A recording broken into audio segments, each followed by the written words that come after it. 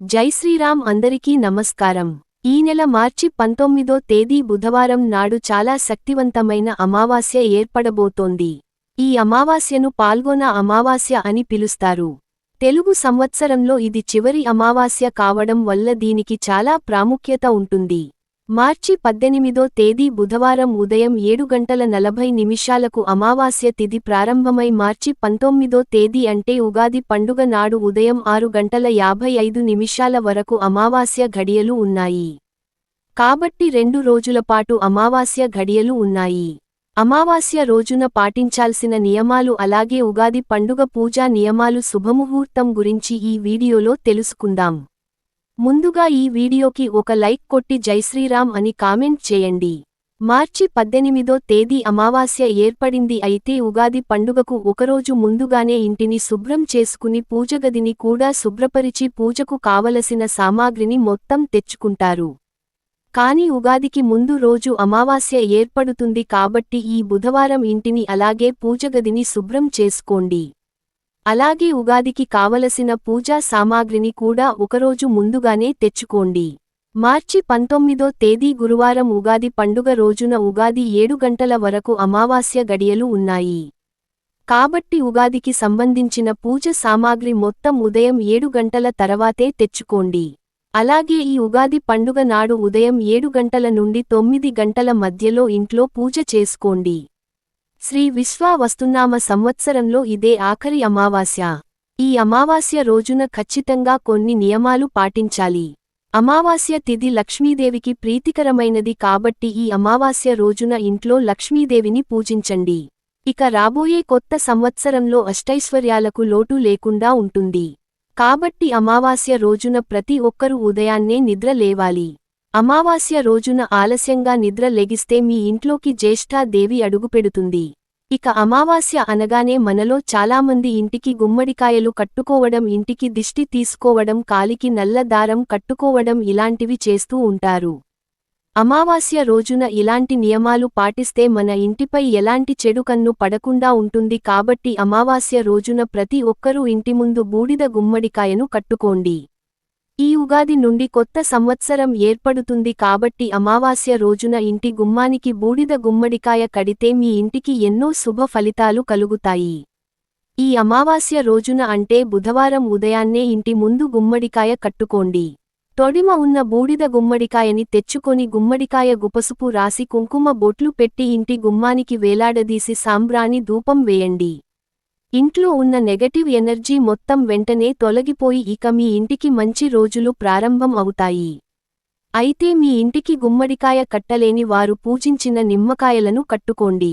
లేదా కలబంద మొక్కను వేలాడదీయండి. ఇలా ఏదో ఒకటి అమావాస్య రోజున ఇంటి గుమ్మానికి కడితే చాలా మంచి జరుగుతుంది. మనం ఎంత ఎదుగుతుంటే ఎంత దిష్టి మన కుటుంబంపై ఉంటుంది. ఒక వ్యక్తికి దిష్టి తగిలితే కుటుంబంలో ఎన్నో సమస్యలు ఏర్పడతాయి. కాబట్టి ప్రతి అమావాస్య రోజున ఇంట్లో ఉన్న ప్రతి ఒక్కరూ కళ్ళు ఉప్పుతో దిష్టి తీసుకోండి. ఎంతటి దిష్టి అయినా వెంటనే తొలగిపోతుంది.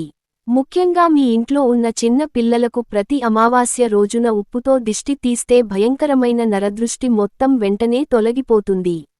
అలాగే ఈ అమావాస్య రోజున ప్రతి ఒక్కరూ కాలికి నల్ల దారం కట్టుకోండి. దిష్టి దోషాలు, శని దోషాలు అన్నీ తొలగిపోతాయి. అలాగే ఆర్థిక పరంగా బాగా కలిసి వస్తుంది.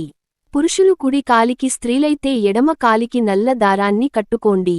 ఈ అమావాస్య రోజున ఏది చేసినా చేయకపోయినా పచ్చ కర్పూరంతో లక్ష్మీదేవికి హారతి ఇచ్చి నమస్కారం చేసుకోండి.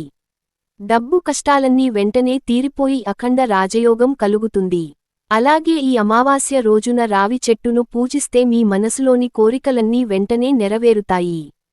రావి చెట్టుకు 7 ప్రదక్షిణాలు చేసి రావి చెట్టు కింద నువ్వుల నూనెతో దీపం వెలిగించి మీరు ఏది కోరుకున్నా సరే వెంటనే నెరవేరుతుంది.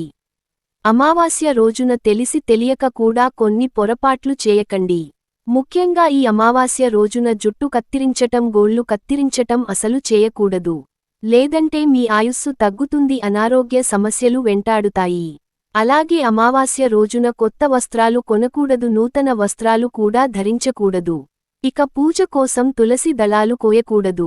అలాగే అమావాస్య రోజున ఇల్లు మారకూడదు, నూతన గృహప్రవేశాలు చేయకూడదు, లేదంటే మీ కుటుంబంలో ప్రశాంతత ఉండదు.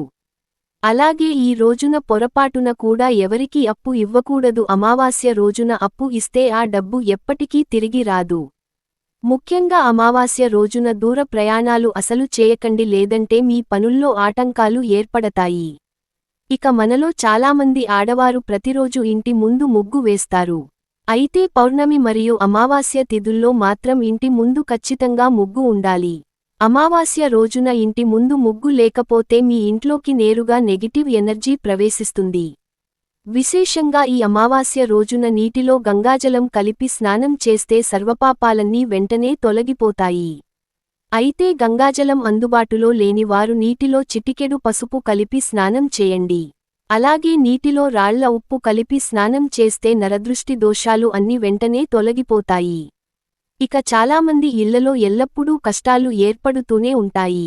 అలాంటివారు అమావాస్య రోజున కొబ్బరికాయతో ఇంటికి దిష్టి తీసి ఆ కొబ్బరికాయని పగలగొట్టి ఎవరూ తిరగని ప్రదేశంలో పడేయండి. మీ ఇంటికి పట్టిన దరిద్రం బాధలన్నీ వెంటనే తొలగిపోయి మీ కుటుంబంలో సుఖసంతోషాలు పెరుగుతాయి. ఇక ఎవరైతే అనారోగ్య సమస్యలతో బాధపడుతున్నారో అలాంటివారు తులసి కోటలో నెయ్యి దీపం వెలిగించి తులసికి నమస్కారం చేసుకోండి. మంచి ఆరోగ్యంతో పాటు మీ ఆయుష్ కూడా పెరుగుతుంది. అమావాస్య రోజున రాత్రి సమయంలో భూమి పైన నెగటివ్ ఎనర్జీ ఎక్కువగా ఉంటుంది. కాబట్టి అమావాస్య రోజున తప్పనిసరిగా మీ ఇల్లంతా సాంబ్రాణి పొగ వేయండి, మీ ఇంట్లోకి దుష్టశక్తులు ప్రవేశించకుండా ఉంటాయి. అమావాస్య రోజున ఎట్టి పరిస్థితుల్లోనూ మాంసాహారం తినకూడదు. అలాగే భార్యాభర్తలు బ్రహ్మచర్యం పాటించాలి. ఈ అమావాస్య రోజున మీ ఇంటిని ఉప్పునీటితో శుభ్రం చేస్తే ఇంట్లో ఉన్న నెగటివ్ ఎనర్జీ మొత్తం తొలగిపోయి సానుకూల శక్తి ప్రవేశిస్తుంది.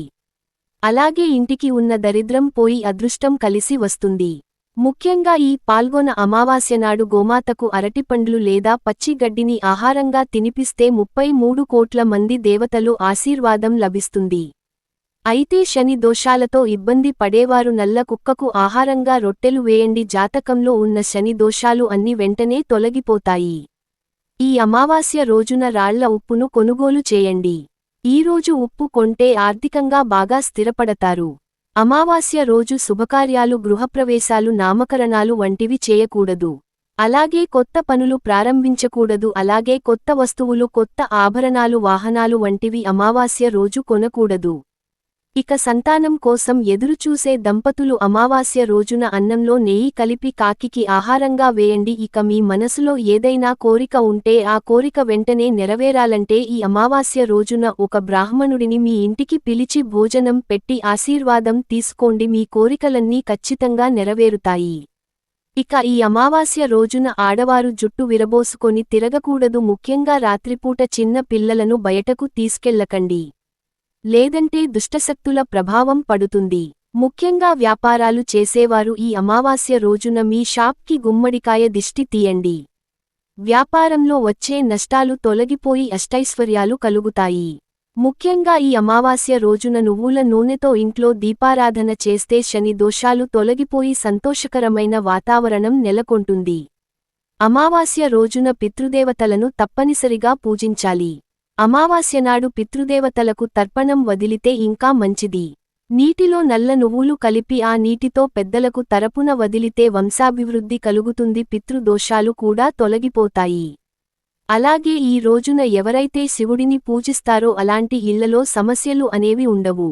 ఆర్థికంగా, ఆరోగ్యపరంగా బాగా కలిసి వస్తుంది. ఈ విధంగా అమావాస్య నియమాలు పాటించండి. ఈ వీడియో మీకు నచ్చితే ఒక లైక్ కొట్టి ఛానల్ని సబ్స్క్రైబ్ చేసుకోండి. అలాగే ప్రతి ఒక్కరూ మీకున్న ధర్మ సందేహాలకు కామెంట్ రూపంలో జై శ్రీరామ్ అని కామెంట్ చేయండి.